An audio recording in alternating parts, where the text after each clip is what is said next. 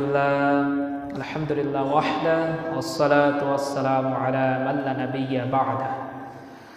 আলহামদুলিল্লাহ, সকল প্রশংসা সেই মহান আল্লাহ তাআলার দরবারে, যে মহান আল্লাহ তাআলা পবিত্র জুমার দিনে জুমার নামাজের উদ্দেশ্যে তার ঘর মসজিদে বসার মতন তৌফিক দান করেছেন। এই জন্য সকলেই জবান ছেড়ে পড়ব আলহামদুলিল্লাহ এবং লক্ষ কোটি দুরূদ ও সালাম সাইয়্যিদুল মুরসালিন খাতামান নবিয়্যিন বিশ্ব নবী মুহাম্মাদুর রাসূলুল্লাহ, সকলে পড়ি সাল্লাল্লাহু আলাইহি ওয়াসাল্লাম। সম্মানিত হাজিরিন, আজ পবিত্র জুমার দিন। আজ কিসের দিন? জুমার দিন, একত্রে হওয়ার দিন। সপ্তাহে শ্রেষ্ঠ দিন হচ্ছে জুমার দিন। এই শ্রেষ্ঠ দিনে আল্লাহর হুকুম পালনের জন্য যতগুলো পদক্ষেপ নেওয়া হয়েছে, ততগুলো পদক্ষেপের জন্য তার আমলনামায় 500 রাকাত করে 500 রাকাত নফল নামাজের সওয়াব দান করা হয়েছে। সকলেই পড়ি সুবহানাল্লাহ। সওয়াব এমন একটা জিনিস, নেকি এমন একটা জিনিস, সওয়াব অর্জন করলে আল্লাহ খুশি হয়। কে খুশি হয়? আল্লাহ খুশি হয়। আল্লাহর রাজি খুশি করার জন্যই আমরা কাজ করি, সওয়াবের কাজ করি। আজকে জুমার দিন প্রত্যেকটা পদক্ষেপের জন্য আল্লাহ তাআলা আমাদের আমলনামায় নেকি লিখেছেন। তার মধ্য থেকে সুন্নতের মাধ্যমে আল্লাহর নবীর সুন্নাত আছে। এই পবিত্র জুমার দিনে অনেকগুলো সুন্নাত আছে। তার মধ্য থেকে একটা সুন্নাত হচ্ছে যে ইমাম সাহেবের কাছাকাছি বসা। ইমাম সাহেবের কি? কাছাকাছি বসা। আমরা সকলেই সামনাসামনি বসি। এদিকে সরে আসি, সামনে আগা আসি। কোনায় বসে কি করবেন? ঘুম পারবেন? সকলেই চেষ্টা করবেন যে ইমাম সাহেব যখন খুতবা দেয় তখন তার কাছে বসা সুন্নত। দূরে বসা কিন্তু সুন্নত না, কাছাকাছি বসতে হবে এবং প্রত্যেকটা কথার দিকে খেয়াল রাখতে হবে যে কি বলতেছে, কি দিক নির্দেশনা দিচ্ছে, সেইগুলো খেয়াল করে বুঝার চেষ্টা করতে হবে এবং ওই বুঝার মাধ্যমে যতটুকু জ্ঞান অর্জন হবে ওই জ্ঞান অর্জন অনুযায়ী আমল করতে হবে। এই আমল করার মাধ্যমেই আল্লাহর নৈকট্য লাভ করতে হবে। আল্লাহর নৈকট্য লাভ করলেই, আল্লাহ রাজি খুশি হলেই আপনার জন্য থাকবে জান্নাত। বলেন সুবহানাল্লাহ। আমি সংক্ষেপে, একেবারে সংক্ষেপে 2-3টা আয়াত থেকে সংক্ষেপে আলোচনা করব ইনশাআল্লাহ। বুঝার চেষ্টা করবেন। আমি যা বলবো কোরআন থেকে বলবো, কোরআনের বাইরে কোনো কথা বলবো না। এখন এই কথাগুলো বলার মাধ্যমে যদি কেউ যদি নিজেকে দোষী মনে করে, যদি মনে করেন যে হুজুর আমাকে দেখে দেখে বলতেছে, না, আমি কোরআন দেখে দেখে আপনাদের মাঝে কথা বলবো। কারোর গায়ে লাগতেও পারে, নাও পারে। আমি কোরআন থেকে বলবো, আমি কাউকে টার্গেট করে কোনো কথা বলবো না। সকলেই জবান ছেড়ে পড়ে আউযু বিল্লাহি মিনাশ শাইতানির রাজীম।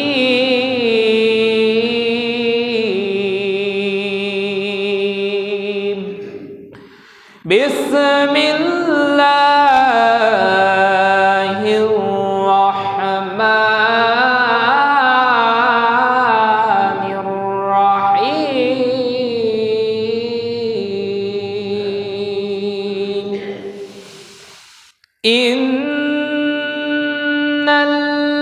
ইন্নাল্লাযীনা ইয়াকতুমুনা মা আনজালনা মিন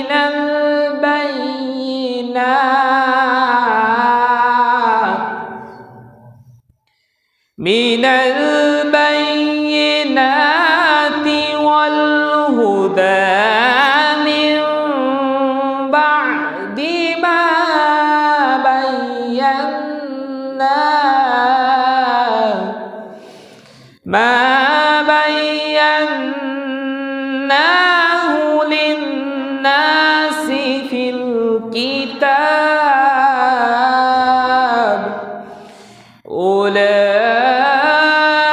أولئك يلعنهم الله ويلعنهم اللاعنون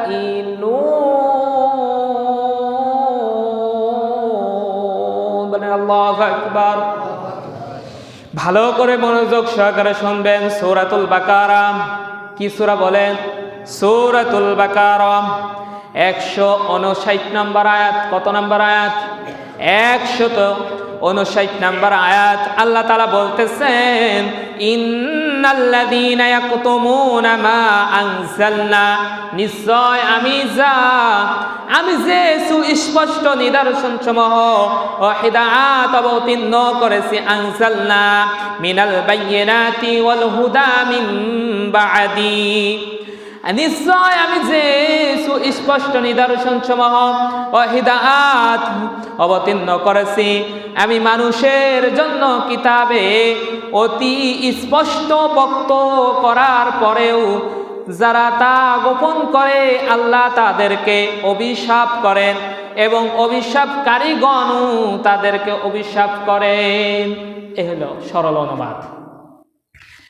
আল্লাহ তাআলা কি বলতেছে? ইন্নাল্লাযীনা ইয়াকতুমুনা, নিশ্চয় লাযীনা মানে যারা, ইয়াকতুমুনা মানে গোপন করে। কি গোপন করে? আল্লাহর নিদর্শন সমূহ গোপন করে, আল্লাহর হিদায়াত গোপন করে, আল্লাহ যে সুস্পষ্ট বক্তব্য করেছে, যে বক্তব্য আল্লাহ দিয়েছে সেইগুলো তারা গোপন করে।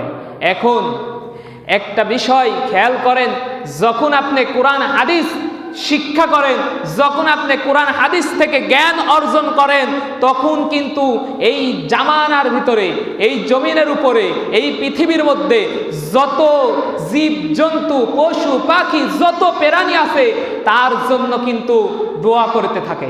কি করতে থাকে? দোয়া করতে থাকে।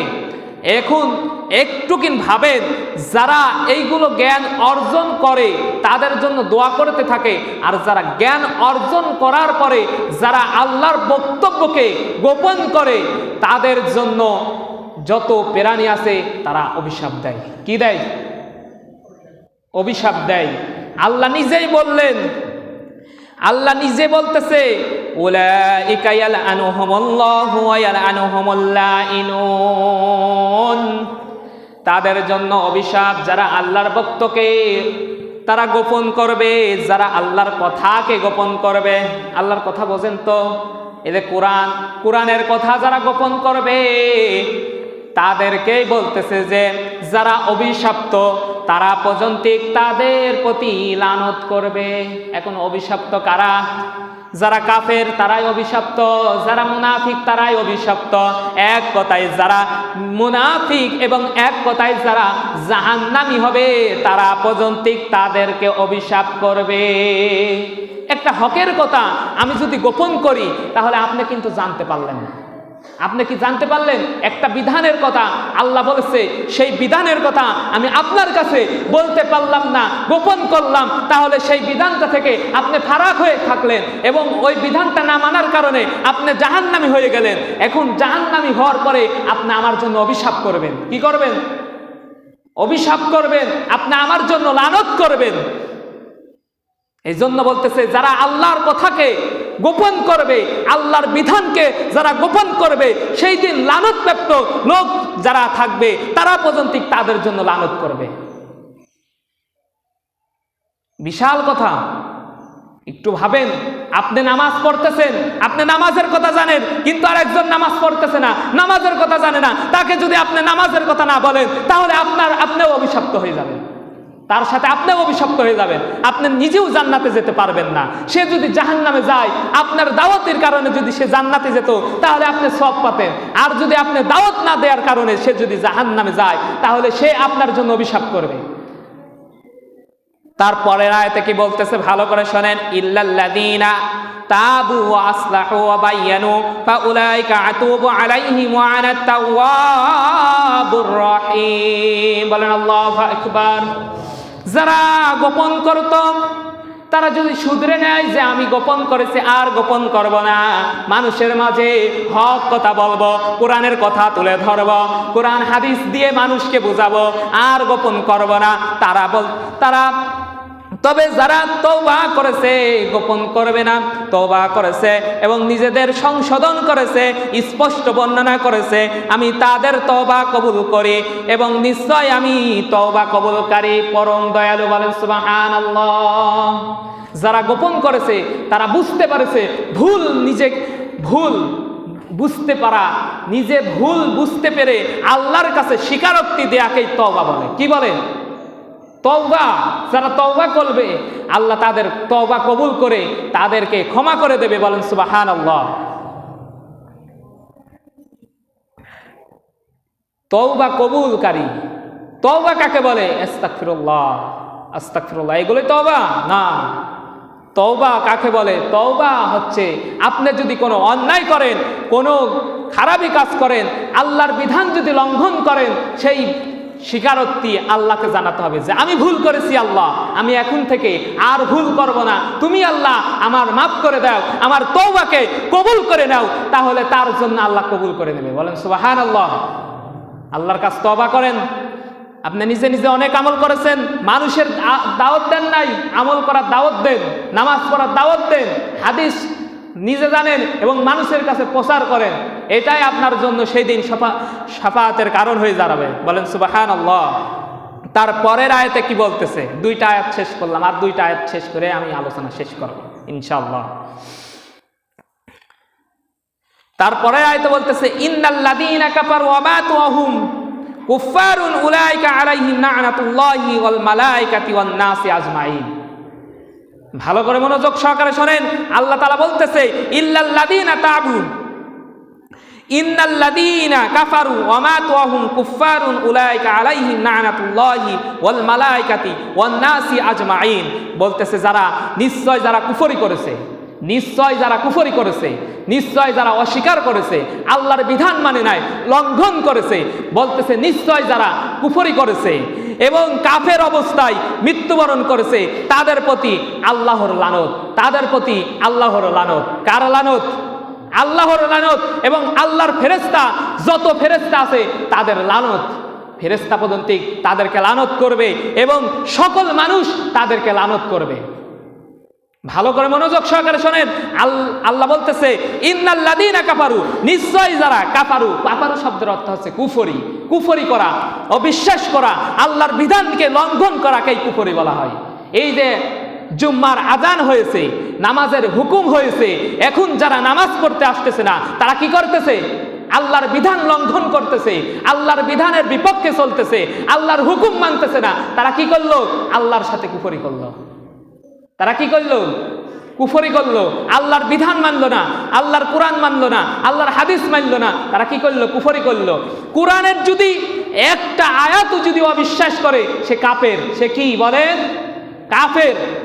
আপনার পক্ষে যেতেও পারে, আপনার বিপক্ষেও যেতে পারে।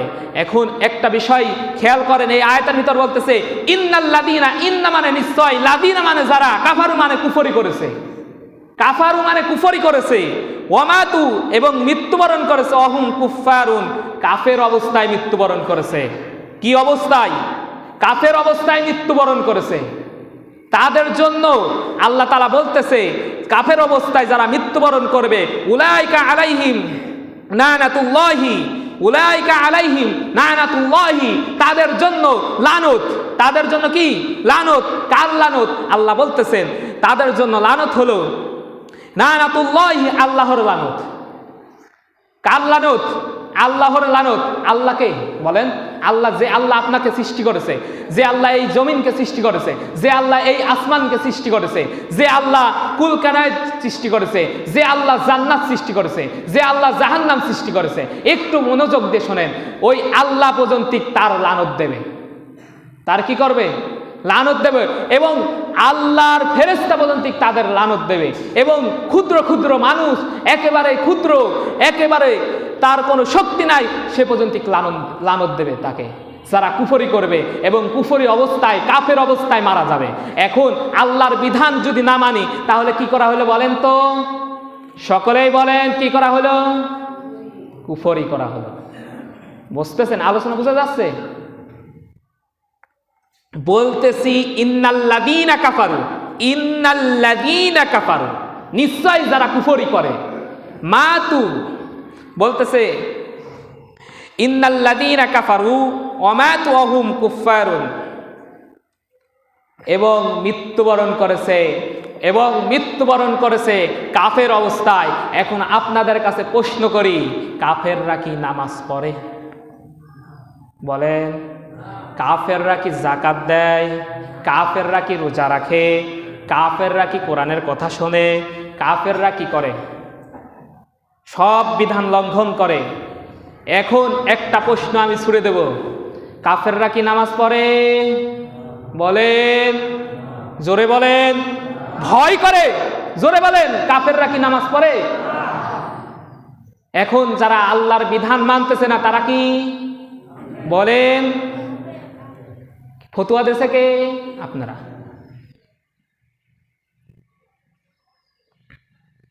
যারা কাফের অবস্থায় মারা যাচ্ছে, যারা আল্লাহর হুকুম নামাজ পড়তেছে না, তারা কাফের অবস্থায় মারা যাচ্ছে। আপনি যদি জুম্মার নামাজ যদি না পড়ে মারা যান, জুম্মার ওয়াক্ত চলে গিয়েছে, যদি মারা যান ওই অবস্থায়, তাহলে আপনি বেনামাজি হয়ে মারা গেলেন। এখন একটু চিন্তা করেন, আমরা কাফেরদের জানাজা করার জন্য দৌড়াই, বেনামাজির জানাজা করার জন্য দৌড়াই, নামাজ পড়ে না, ও তো কাফের। আমার কথা না, ফাসল্লি রব্বিকা ওয়ানহার, আল্লাহ বলেছে নামাজ পড়ো এবং কুরবানি দাও।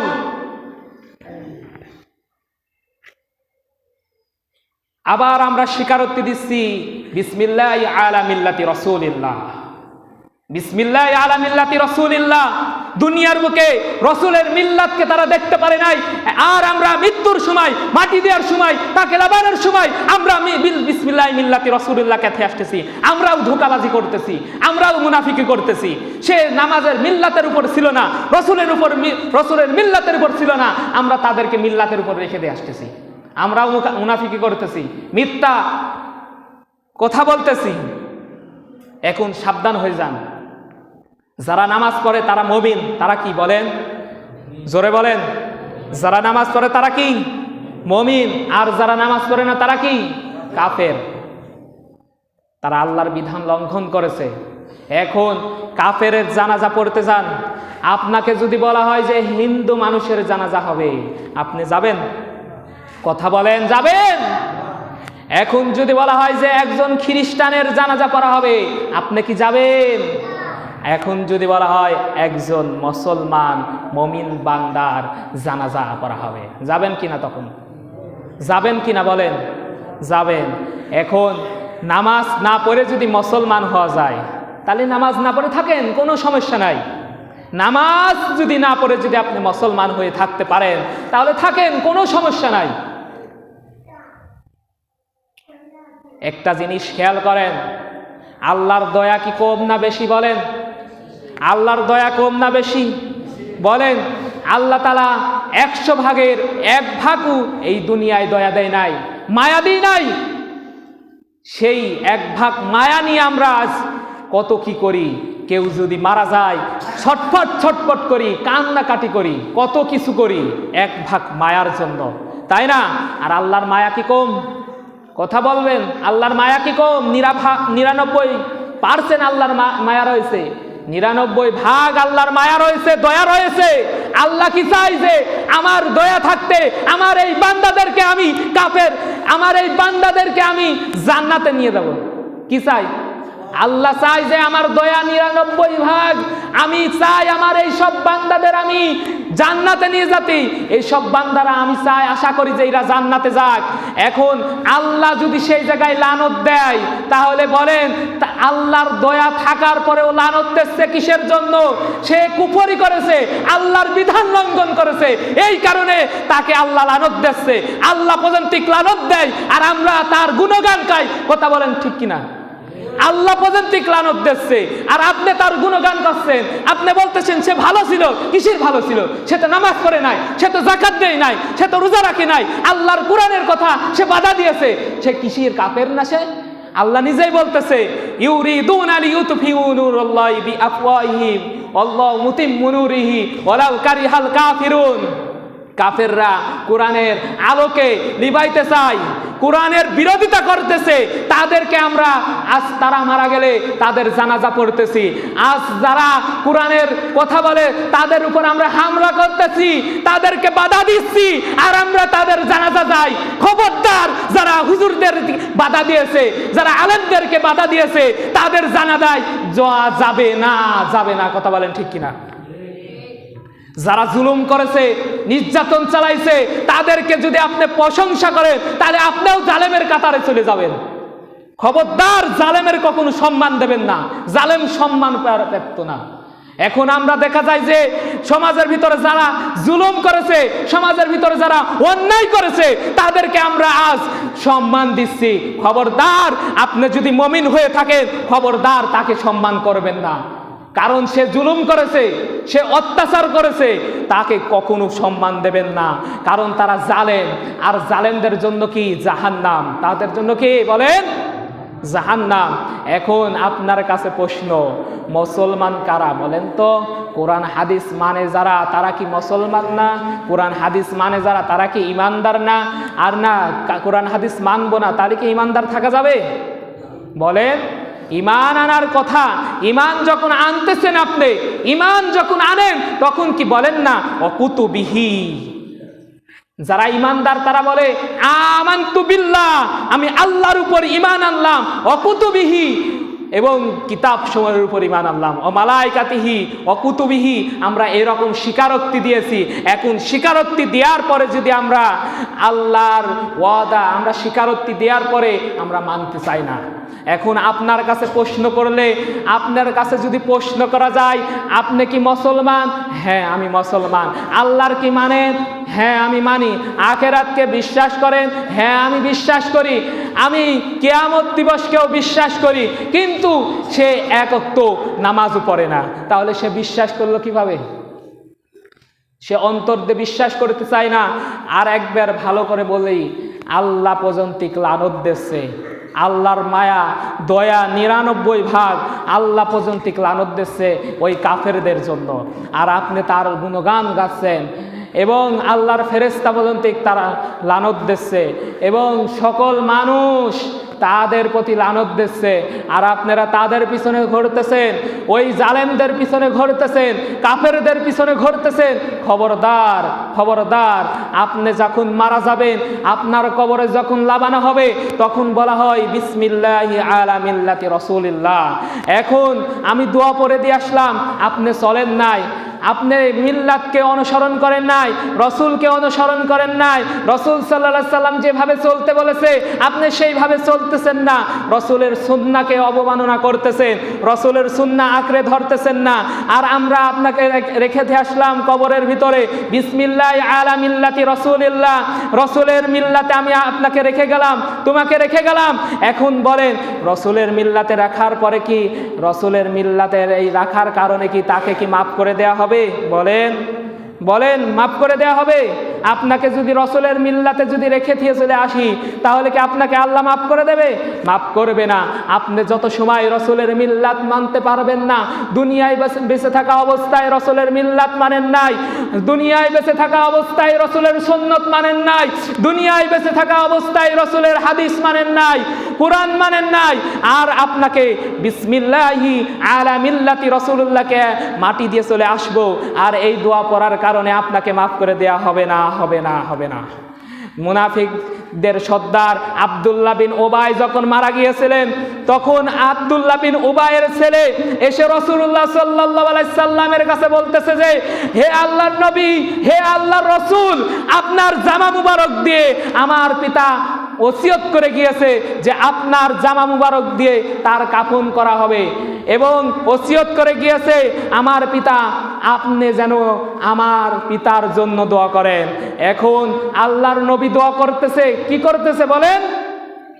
আল্লাহর নবী দোয়া করতেছে, আল্লাহর নবীর গায়ের জামা, রাসূল সাল্লাল্লাহু আলাইহি সাল্লামের গায়ের শরীরের জামা রাসূল সাল্লাল্লাহু আলাইহি সাল্লাম দিয়ে দিচ্ছে। হযরত ওমর বলতেছে, এ আল্লাহর রাসূল, যে মুনাফিক ইসলামের শত্রু, যে মুনাফিক জিহাদের ময়দান থেকে সৈন্যকে নিয়ে পলায়ন করেছে, আপনি তাকে জামা দেবেন? আবার আল্লাহর নবী কিছুই বলে না। আল্লাহর নবী জানাজায় দাঁড়িয়ে গিয়েছে, আল্লাহর নবী দোয়া করতেছে, তখনও ওমর রাদিয়াল্লাহু তাআলা আনহু তার জামা ধরে টানতেছে, হে আল্লাহর নবী আপনি কি করতেছেন? হে আল্লাহর নবী আপনি কি করতেছেন? কার জন্য দোয়া করতেছেন? তখন আল্লাহর নবী বলতেছে, কোনো কিছু বলতেছে না।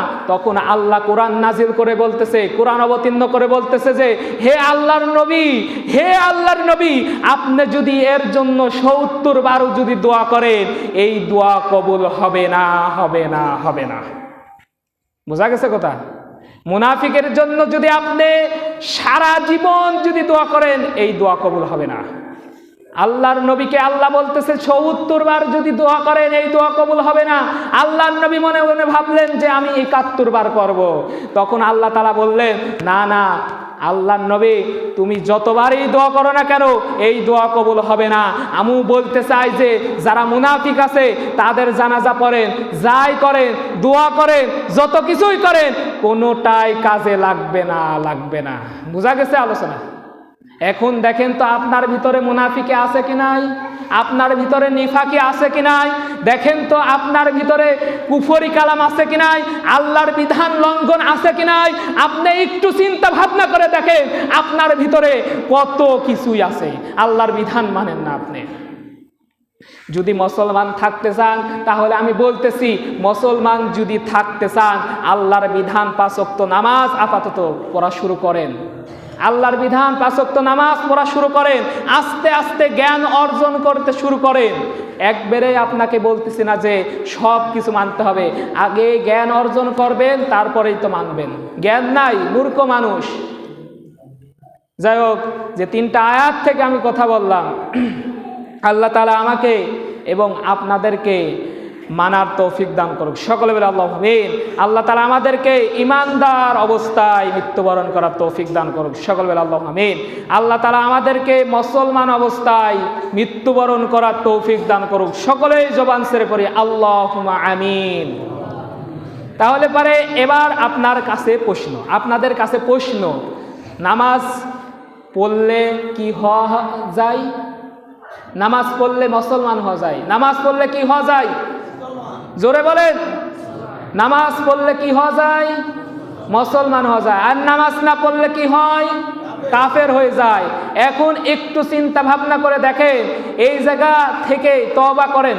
আল্লাহ তওবার আয়াত বলেছে, এই আয়াতের আগে বলেছে যে তওবা যারা করবে, যারা ভুল বুঝতে পারবে, তওবা করবে, তাদের তওবা আমি কবুল করব এবং তাদের সকল গুনাহ মাফ করে দিয়ে যত গুনাহ করেছে ওই গুনাহ পরিমাণ সওয়াব আমি তাদের আমলনামায় দেব। বলেন সুবহানাল্লাহ। তাহলে তওবা করা যাবে না? নামাজ জীবনে পড়ে নাই, অনেক ফাঁকি দিয়েছি, আজ থেকে তওবা করতেছি। নামাজ আল্লাহ পড়ি নাই, অনেক ফাঁকি দিয়েছি, আজ থেকে তওবা করতেছি। আল্লাহ ৫ ওয়াক্ত নামাজ জামাতের সাথে পড়বো ইনশাআল্লাহ। তওবা করা যাবে না? মুসলমান যদি নামধারী হতে চান, মুসলমান যদি হতে চান, নামাজটা পড়েন ভাই, নামাজটা পড়েন। এই নামাজ কিয়ামতের দিন সর্বপ্রথম এই নামাজের হিসাব নেওয়া হবে। এই নামাজের হিসাবটা যদি সুন্দর হয়, পিছনে যত হিসাবই হবে সব সুন্দর হয়ে যাবে। বলেন সুবহানাল্লাহ। এই জন্য বলতেছি, নামাজটা পড়েন, সঠিকভাবে নামাজটা পড়েন। ভাই আপনি কিছু জানেন না, আসেন সেজদা দেন। কিছু জানেন না, আল্লাহু আকবার বলে সেজদা দেন, সুবহানাল্লাহ বলেন। এইরকম নামাজ পড়েন। আর ইমাম সাহেবের কাছ থেকে, হুজুর সাহেবের কাছ থেকে, একজন আলেমের কাছ থেকে নামাজ শিক্ষা অর্জন করেন যে নামাজটা হচ্ছে সবচাইতে বড় দোয়া।